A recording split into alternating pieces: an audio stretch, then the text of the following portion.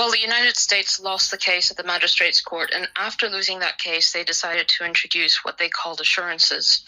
Now, the assurances are a complete misnomer. They're a PR exercise. They don't protect Julian at all from anything, and that's why Amnesty International say they are inherently unreliable. And I say this because the wording of the letter that the US government sent to the UK government explicitly states that the US, quote, retains the power to impose special administrative measures, unquote, which is the very treatment that the UK courts have found would lead to his death. So it's still, those so-called assurances still expose him to barbaric Guantanamo-like conditions that would bury him alive for the rest of his life.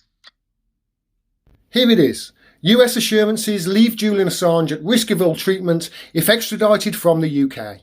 These assurances, which Amnesty International have called inherently unreliable, were somehow good enough for the High Court in the UK to overturn a decision not to send Julian Assange to the United States, extraditing him to their harsh prison system, because that harsh prison system would likely kill him.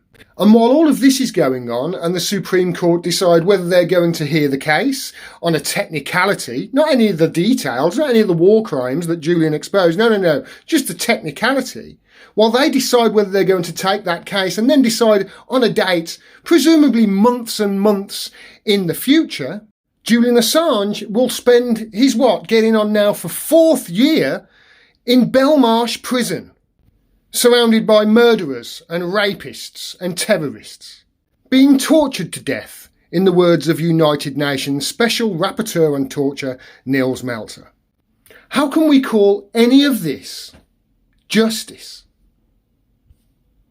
How?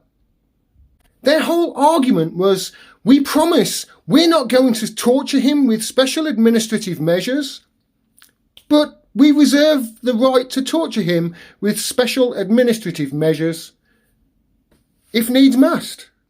When are the people enabling this man's torture going to face justice? That's what I want to know.